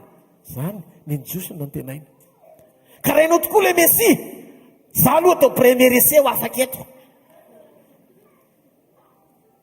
Allô? Jiosy. Dia le anankiray indray maneho atsika, jentilisy. Mahafantatra ny amin'ny maha-Kristy an Kristy tonga hamonjy atsika, anafaka atsika afaka amin'ny fahotana. Dia le lanjany ny ara-panahy. Tsy mampaninina na ho faty atsika fa samy ho faty daholo. Fozy izy le teo amin'ny ilany. Nampianatra izy ohatran'ny dokotera, ohatran'ny mpampianatra. Dia zao nataony tamin'ile anankiray teo amin'ny akaviany le jiolahy. Tsika indray zany io mampatsiaro ny jiosy. Ao ambany lalàna miteny hoe tsy nanota mihitsy ane io lehilahy io tsy normal zao fiatorana eto amin'ny hazofijaliana zao mitory momba ny famonjena izy. Dia za ohatra mahita dokotera mpampianatra zany mampatsiaro an'le jiosy eo ambany lalàna ampahafantarana ny Kristy fa samy miantona eo amin'ny azy miaraka amin'ny Jesosy izy roalahy. Fa zao izy tsy nanota mihitsy ary marina. Raha tsika marina nanametsika fa nandray valina atao tsisika. Fity lehilahy ty kosa tsy mbola nanao zavatra tsy mety na dia ray akory mba eritreretony hoe fa hoana ny alalany jiolahy io fa tsy nanota mihitsy Jesosy ary tsy nanao zavatra tsy mety mihitsy. Efa nanomboka ny asa tao anatin'ny jiolahy io fa namasina ampatsiaro an'le ray voafetra mahita an' Jesosy ho Mesia hamonjy azy ho afaka amin'ny hazofijaliana fotsiny. Zany hoe nametraka ny lanjan'ny ara-panahy sy famonjena izy hoe ny omby eo amin'ny hazofijaliana tsy vokatry ny nataony Jesosy famonjena fa mba raisy aloha ny anjara-dranga farafaratsiny na eto alohan'ny départ azy. Tozy izy le anankiray Jesosy eo zavatra fantatra dia zao ianao mpanjaka ny jiosy. Tonga hamonjy ny jiosy ianao ary tonga hamonjy zao tontolo zao. Amen. Tsarovy rehefa tonga ao amin'ny fanjakanao satria mpanjaka misy fanjakana. Ary za mahalala fa mifanjakanao tsy voafetra eto. Fa mifanjakanao mitohy any akoatra. Todiky Jesosy tonga dia niteny anio dia anio ihany dia eo namiko any paradisy ianao. Amin'io izy mitanjaka eo amin'ny hazofijaliana. Fa ny eny ambony lohany misy soratra hoe mpanjaka ny jiosy. Izy rery misy an'izay. Tiany Jesosy ho tenenina aza fatra-pamaritra amin'izay position anao eto ambony tany. Mety mitanjaka sy manao jiafotsy ianao. Zay sisa ny anaovanao. Mety kirarinao rovotra be fromma be. Tsy problème. Tena exagéreko kely. Alléluia. Mety tsisy ninninina ianao na mety mitanjaka ohatran'i Jesosy teo amin'ny hazofijaliana. Fa tiako ho fantatrao fa rehefa voavela heloka ianao no fahasoavany tsy manova ny identité anao zany. Zanak'Andriamanitra ianao. Zanak'Andriamanitra ianao. Tsisy idirany amin'ny etanao ety ivelany zany. Mitanjaka izy teo amin'ny hazofijaliana fa soratra teo ambonin'ny hazofijaliana Jesosy Kristy mpanjaka ny jiosy. Rehefa roi ianao dia roi ary rehefa reine des reines, prince des princes. Amen. Zanaky ny avy tsy ankinina amin'ny fitafiny, tsy ankinina amin'ny hoe manambe izy na mantra izy na tsisy ninninina izy na mitanjaka izy fa teo amin'ny hazofijaliana nitanjaka ny rainao fa tsy nanova ny identitény zany. Roi foana izy. Amen. Noho izany tsy afaka ampiovan'ny fon'Andriamanitra tsy tianao zay situation lalovanao. Tehirivo tsara fotsiny fonao fa tsy lalany toeranao io. Rehefa hita fa miova fo ianao, Solomon nara-tsarony nefa mivadika taminy rehefa avy eo maika fanjanany omeny mihoatra ianao. Ary azoko antoka fa rehefa tsara ny ao anatinao tsisy ninninina nanovany fanoloran-tenanao tsy ho tafatoetsy. Aoa tsy mareteaka ho an'Andriamanitra. Alleluia. Zany no atao hoe grâce teony ao. Tsy apôtra niditra voalohany lanitra, tsy apôstôly, jiolahy Niova fo. Jesosy natao jiolahy matoa fantsika fa tsy nampova maha izy azy le izy natao hoe mpanjakan'i Jesosy. Halleloja. Tsarovy rehefa tonga any amin'ny fanjakany telazy izy hoe raha Kristy ianao dia fantatry ity lehilahy ity fa Kristy mampamonjy mihitsy Jesosy.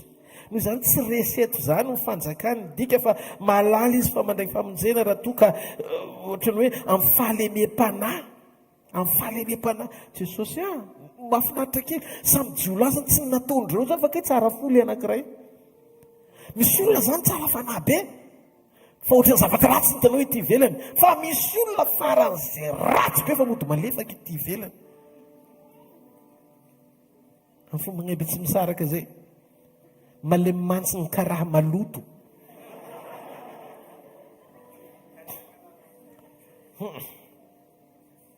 Le anankiray nila famonjena teo amin'ny nofo, le anankiray kosa nanome lanja ny ara-panahy hoe tsarovy rehefa any amin'ny fanjakana any. Midika hoe na dia jiolahy azy izy dia mahatakatra sy nahalala ny sarobidin' Jesosy. Hitanareo rehefa précis be le révélation tonga dia misokatra ny lanitra. Satria ny considération an' Jesosy tsy voafetra teo amin'ilay esoa reto fa hoe na miala eto aza dia manana fanjakana ianao. Halleluja. Ny aina fiainan-dratsy dia jiolahatra amin'izay fa nahalala teny fikasana sy profesia ny amin'ny Jesosy Kristy sy ny fahefany. Ara-panahy nahalala ilay jiolahy fa Jesosy Kristy dia manana fahefana avo mihoatra no tita maso ity. Mila mahalala mihoatra ny lanjan'ny ara-panahy tsika sy mibanjina ny asabidy ny fanjakan'Andriamanitra mihoatra no ty hita maso ity ary miainga avy amin'izay ny décision sy ny fanapa-kevitra rehetra eo mpanompontsika n'Andriamanitra. Samy miandro fahafatesana daholo eny teto fa ilay jiolahy ray nalala fa tsy mbola fotoana amonjena ny nofo aloha zao fa fotoana amonjena ny fanahy sy ny aina. Takatry jiolahy io fa ny fanjakan'i Jesosy afaka nova azy ndray androany hitafy tsy fahalovana. Noho izany tsy maika izy ny amin'ny havelomany fa maika izy ny amin'ny amonjena ny ainy. Ajareo fa ny tena zavatra sarobidy teto dia ty jiolahy ty nahalala fa ny Mesia dia afaka manao zavatra ho azy kanefa olona efa manana olona efa tsy manana fanantenana intsony. Samy tsy misy fanantenana intsony fa zavatra nafinaritra teo amin'izy telo ireo dia zao Jesosy eo ampovoany ndray amin'ny akavia ndray amin'ny akavanana dia andaony mba hieritreritra ny finoanao satria rehefa ho avy manko Jesosy miteny mbola hita finoanao anatin'ny olona ve izy. Olona efa kopaka tsisy fanantenana intsony fa mifantsika amin'ny azy fijaliana mbola manantena fa afaka anao zavatra ho azy Jesosy na samy mifantsika azy.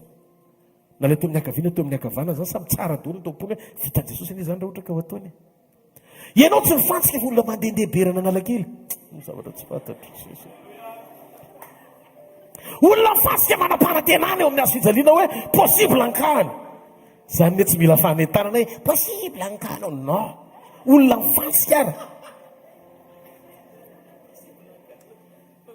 Tsy ka panantenana fa possible le izy fa finoana mampiorona nareo amin'ny azo fijaliana azy mbola velona ihany amin'ny finoana hoe Jesosy kiranga sy anary azany sy anary halleluja. Jesosy sy anary azany ianao ve mba mahatsapa fa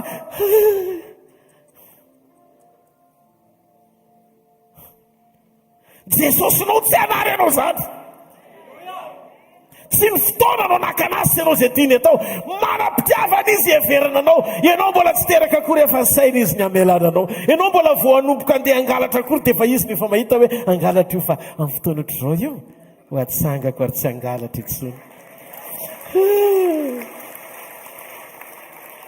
Tianao Jesosy.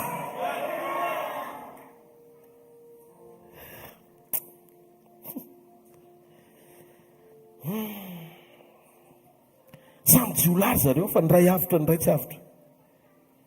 Ozy le raha tsarovy rehefa ny fanjakanao ianao. Izy malala fa Jesosy mitanjaka teo amin'ny azy fa ilay tovolahy kosa manana ny lanjan'i Jesosy na nitanjaka azy sy namingavinga azy no fitafiny tsy nitsara ivelany hoe samy mitanjaka izao koa nahoana. Fozy izy io na mitanjaka azy tsy nanoty io manana fahefana io hanangana amin'ny andro farany. Fantatro fenao dia afaky ny mino sy tsy mino an'Andriamanitra ihany koa. Fa raha tia jiolahy tia ny jerena dia tsy voafetra ny tamaso ny finoany. Ozy le jiolahy hoe indro ny Mesia na dia samy miantona teo amin'ny azo fijaliana azy izy. Afaka ny hamonjy ahy izy. Manome ny fanjakana ho manana fanjakana vonona ho ahy izy. Dia izy le jiolahy hoe tsarovy ahy. Rehefa tonga any amin'ny fanjaka dia Jesosy aneo ihany dia eo anamiko any paradisy ianao. Tsy hoe rapitso.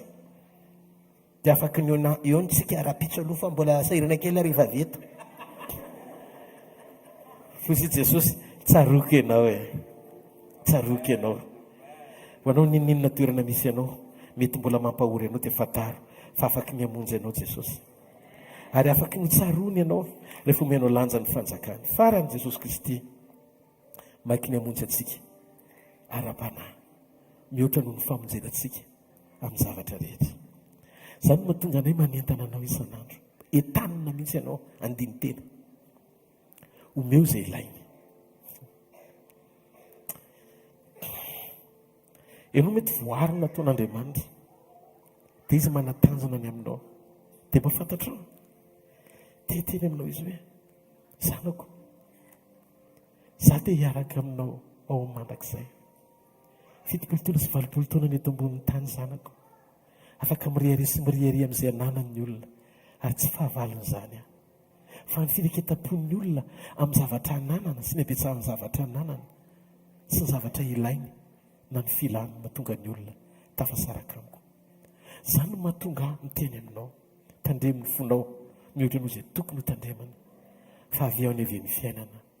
Teteny Jesosy, zanako, mahafatatrao tsy mampanina izay échec hitanao, izay heverinao koa fa succès ny ainanao teto tany.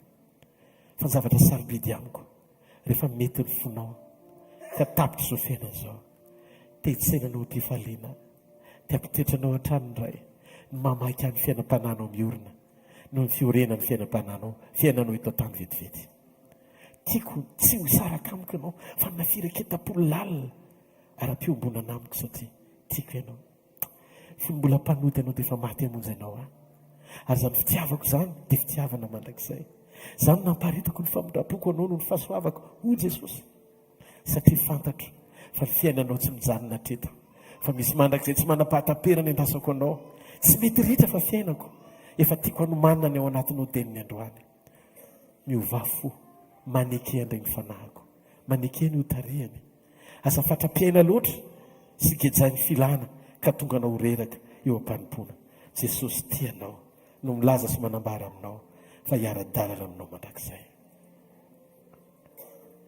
Jesosy anie hitondra sy hitarika anao manomboka androany.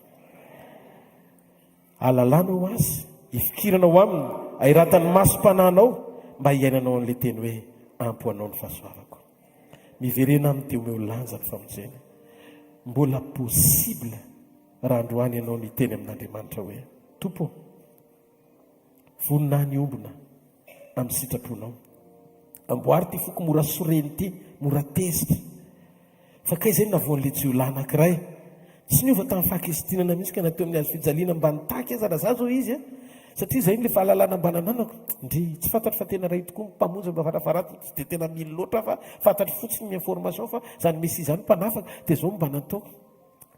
Jesosy io tena tsy mendrika. Rary nohanina teto amin'ny azo fijaliana amin'ny fa zao mbola misy zavatra tsy vitako mangataka prolongation dia raha mba mety mba todio ady afao fa miteo isan'ny mpianatra ao. Satria fa mba hitako ihany sy reko ane ry Lazarosy nitsangana sy nihetsetry reny aloha tsy olombelona kosa nanao an'ireny fa profim-panehoany reny fa Mesia mihitsy ianao masoveo moa zahay vitan'Andriamanitra ny tonga dia nampanjavona azy ohatran'ny Filipo dia tonga dia teny tanàna izy tsisy trasy nazo fijaliana satria novonjena fa ho mpianatra vaovao indray nangataka anoy ny famonjena, ny asa nitory ny asa famonjena. Vitan' Jesosy fa vokatry ny fakisitinana satria irité azo mafapetaka maina masika ratsy fo. Izay no mahatsara ny tempo sady manamora valobavaka,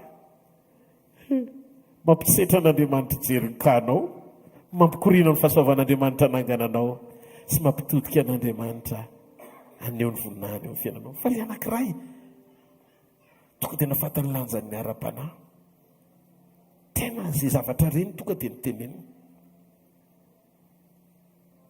tia monjy anao Andriamanitra fandroany ova io fo io aza velan'ny fangily firiny lasa nanokatra amin'ny vavanao eo anatrehany avelao andalo zay rehetra andalo fandao ifanoroka amin'ny fahasoavany androany fitsorony ao anatinao fa misy paradisa no manino anao raha Jesosy te manana fiadanana ampy zay mandrosoa ianao tianao Jesosy aza vela isy ninoninona anakana anao tsy androso atao fantatry ny fonao fa fitiavana mandrakizay le fitiavana ary aneo ny fotoana ananganana tianao Jesosy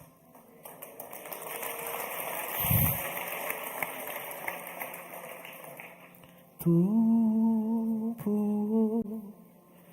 ovay ny foko mba umurana rina tuniani zazakelisu trasani marina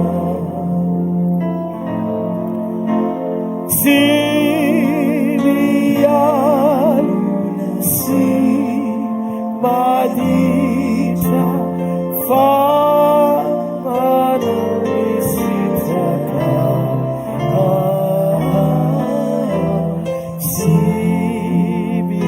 sibianu si Maditra famana isitaka tena tovitoy zaza ny fono zaza ka tsy te hifidy zay omenao any zazaka